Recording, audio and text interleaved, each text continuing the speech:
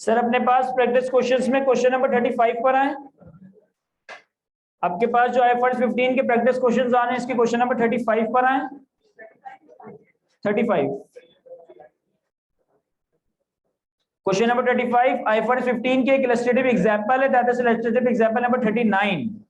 X Limited entered into a contract to transfer product A and B to Y Limited। मिल गया हमें? बहुत ही आसान सा सवाल है। कहता है X Limited entered into a contract to transfer product A and product B to Y Limited in exchange for ₹1000। Product A is to be delivered on 28 Feb and product B is to be delivered on 31 March। एक company के साथ contract हुआ, दो product देनी है 1000 रुपए में, product ए और बी। ए की डिलीवरी 28 फेब पे होगी, बी की डिलीवरी 31 मार्च पे होगी। The promise to transfer product A and product B are identified as separate performance obligations. ₹400 is allocated to product A and 600 is allocated to product B। Revenue is recognized when control of the each product is transferred to Y Limited। A और B separate performance obligation है, 400-600 की price दोनों पे allocate हुई है, और जैसे ही कस्टमर को डिलीवरी देंगे कस्टमर को इसका कंट्रोल ट्रांसफर हो जाएगा। Payment for the delivery of product A is conditional on the delivery of product B. That is consideration of ₹1000 is due only after X Limited has transferred both the product A and B to Y Limited।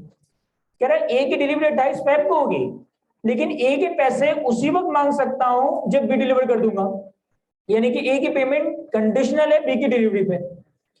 This means that X Limited does not have a right to consideration that is unconditional until both product A and B are transferred to Y Limited।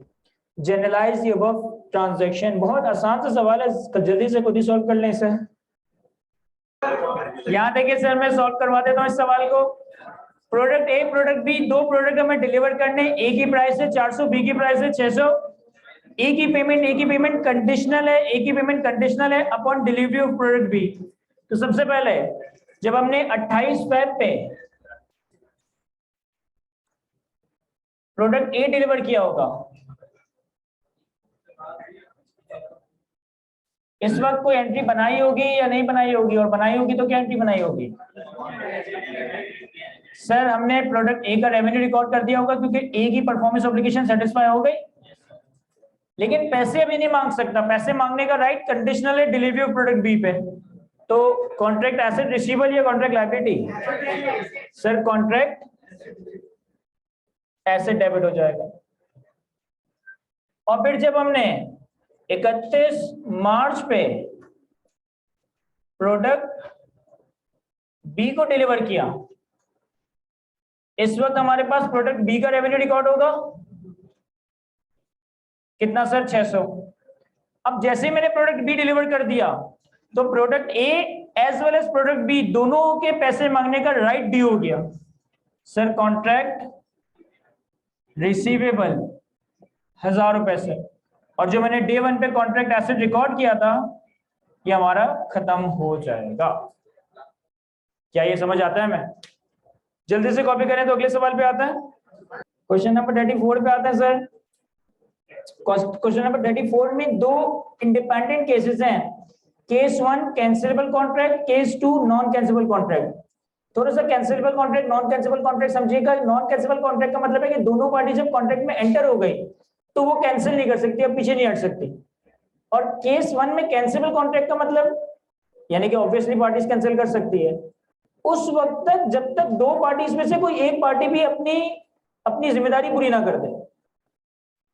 अगर एक contract cancellable contract है यानी parties cancel कर सकती है, तो ये बात उस वक्त तक रेलेवेंट है जब दोनों में से कोई एक पार्टी अपनी जिम्मेदारी पूरी ना करे। लाइक ऐसा नहीं हो सकता कि मैं आपको 6 महीने तक पढ़ा दूं और उसके बाद कहे कि सर मुझसे आपसे नहीं पढ़ना।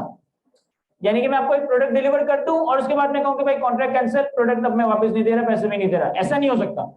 अगर एक पार्टी ने अपनी परफॉर्मेंस ऑब्लिगेशन पूरी कर दी तो अब ये कॉन्ट्रैक्ट बाइंडिंग कॉन्ट्रैक्ट बन गया। तो केस 1 केस 2 रीड करते हैं। कहता है on 1 January 2019 an entity entered into a cancelable contract to transfer a product to customer on 31 March 2019। Dates को हाईलाइट कीजिएगा। 1 जनवरी 2019 में कॉन्ट्रैक्ट हुआ है और कैंसिलेबल कॉन्ट्रैक्ट हुआ है। और कॉन्ट्रैक्ट के तहत प्रोडक्ट डिलीवर कब करना है? सर कॉन्ट्रैक्ट के तहत प्रोडक्ट डिलीवर करना है 31 मार्च पे। The contract required the customer to pay consideration of ₹1000 in advance on 31 January. Contract के तहत कस्टमर पेमेंट कब करेगा? 31 जनवरी 2019 पे। द कस्टमर एक्चुअली पे द कंसिडरेशन ऑन 1 मार्च 19, लेकिन कस्टमर ने एक्चुअल में पेमेंट कब की है? 1 मार्च 19 पे। And the entity transfer the product on 31 मार्च, और हमने वादे के हिसाब से 31 मार्च को प्रोडक्ट 31 मार्च को डिलीवर कर दिया। केस बी में सेम फैक्ट्स हैं, सिवाय इसके कि वो कॉन्ट्रैक्ट को नॉन कैंसिलेबल कॉन्ट्रैक्ट है। On 1 March 19 an entity entered into a non cancelable contract to transfer product to 31 March 2019 on 31 March 2019। the contract required the customer to pay 1000 in advance on 31 January 2019। the customer pay the consideration on 1 March 2019 and the entity transfer the product on 31 March 2019। देखें, दोनों ही case में 1 जनवरी पे contract हुआ, दोनों ही case में customer को payment करनी थी 31 मार्च पे, दोनों ही केसेस में कस्टमर ने पेमेंट की 1 मार्च पे, और दोनों ही केसेस में हमने प्रोडक्ट डिलीवर कर दिया 31 मार्च पे। तो ये बातें दोनों में सेम है। फर्क क्या है कि कॉन्ट्रैक्ट ए कैंसिलेबल है, कॉन्ट्रैक्ट बी नॉन कैंसिलेबल है। जरा सॉल्व करते हैं खुद से इस सवाल को। या देखें सर, मैं सॉल्व करवा देता हूं इस सवाल को। सबसे पहले हमारे पास जो सवाल में रेलेवेंट डेट्स है उनको अगर हम प्लॉट करें तो दोनों ही केसेस में डेट्स तो सारी सेम है। 1 जनवरी 19, 31 जनवरी 19, 1 मार्च 19 और 31 मार्च 19। 1 जनवरी 19 हमारी कॉन्ट्रैक्ट डेट है, 31 जनवरी 19 हमारी पेमेंट ड्यू डेट है, 1 मार्च 19 पेमेंट डेट है, और 31 मार्च 19 डिलीवरी डेट है। ऐसा ही है। इस दिन कॉन्ट्रैक्ट हुआ, एक केस में कैंसिलेबल, एक केस में नॉन कैंसिलेबल। इस दिन पेमेंट मिलनी थी, एक्चुअली पेमेंट इस दिन मिली, और इस दिन हमने गुड्स डिलीवर कर दी। पहले हम ये वाला केस करते हैं, नॉन कैंसिलेबल कॉन्ट्रैक्ट। ये थोड़ा सिंपल है तो आपको केस 1 भी अच्छे से समझ आएगा। सर केस 2 में नॉन कैंसिलेबल कॉन्ट्रैक्ट में 1 जनवरी 19 पे मैं क्या एंट्री पास करूंगा? कॉन्ट्रैक्ट हो गया और नॉन कैंसिलेबल कॉन्ट्रैक्ट हो गया। सर कॉन्ट्रैक्ट हो गया, नॉन कैंसिलेबल कॉन्ट्रैक्ट हो गया है, क्या 1 जनवरी पे पैसे मांग सकता हूं? नहीं, कॉन्ट्रैक्ट के तहत पैसे तो इस दिन मांगूंगा ना। इवन दो कि नॉन कैंसिलेबल कॉन्ट्रैक्ट है, लेकिन 1 जनवरी पे पैसे नहीं मांग सकता। क्या 1 जनवरी पे गुड्स दे दिए? नहीं, तो 1 जनवरी पे आपकी कोई एंट्री नहीं बनेगी।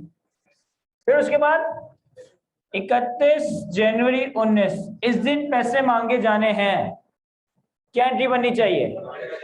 सर इस दिन हमारा पैसे मांगने का राइट अनकंडीशनल है। कॉन्ट्रैक्ट रिसीवेबल डेबिट कितनी अमाउंट है? 1000।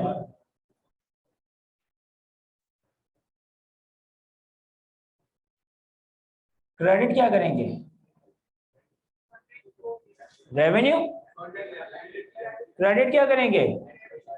सर रेवेन्यू तो उस वक्त होगा ना जब गुड्स एंड सर्विस देते हैं, वो तो इस दिन हो रही है। इस दिन हमने पैसे मांगने का राइट एस्टैब्लिश हो गया। क्रेडिट क्या करना चाहिए? Sir contract liability.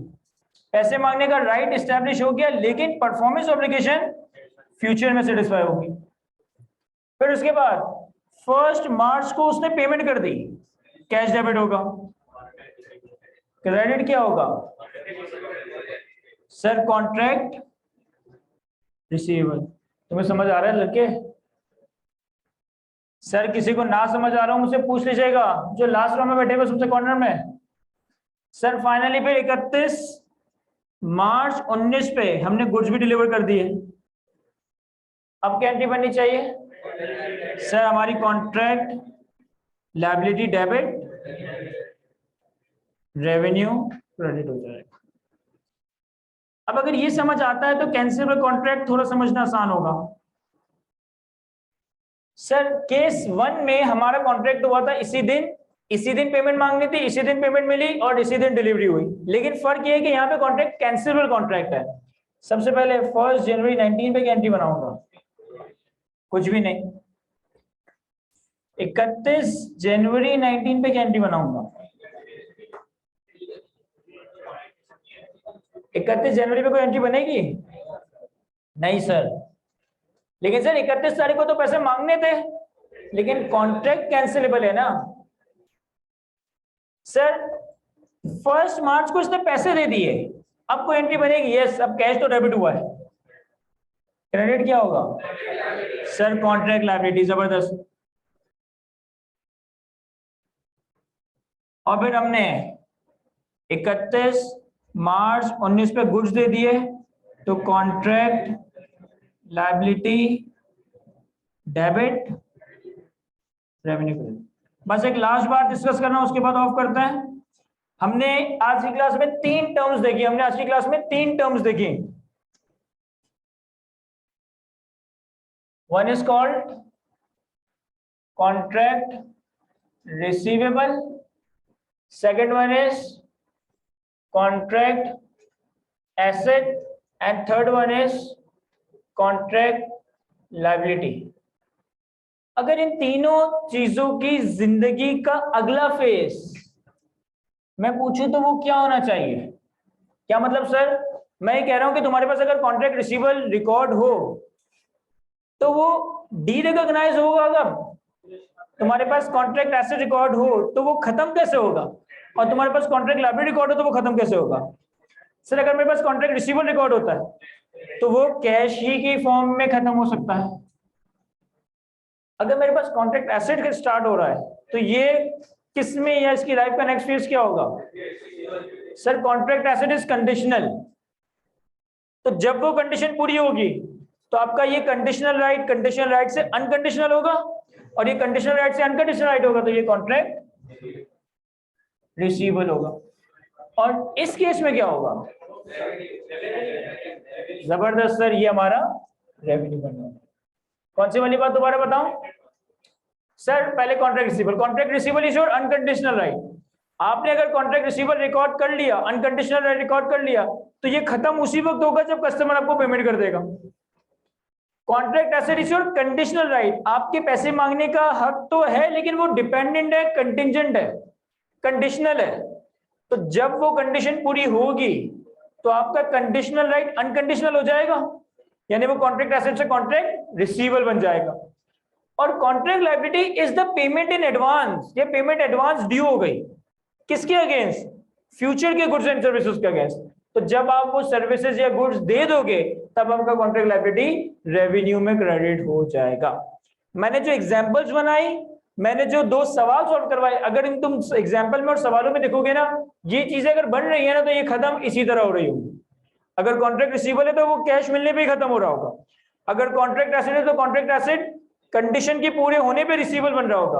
और अगर कॉन्ट्रैक्ट लायबिलिटी तो आने वाले वक्तों में गुड्स एंड सर्विस की प्रोविजन पे रेवेन्यू रिकॉग्नाइज हो रहा होगा। क्या ये बातें समझ आती है? हमें कॉपी करें सर से। आज की क्लास को हम जल्दी ऑफ कर देते हैं। नेक्स्ट क्लास हमारी इंशाल्लाह जब भी होगी हम यहीं से कंटिन्यू करेंगे।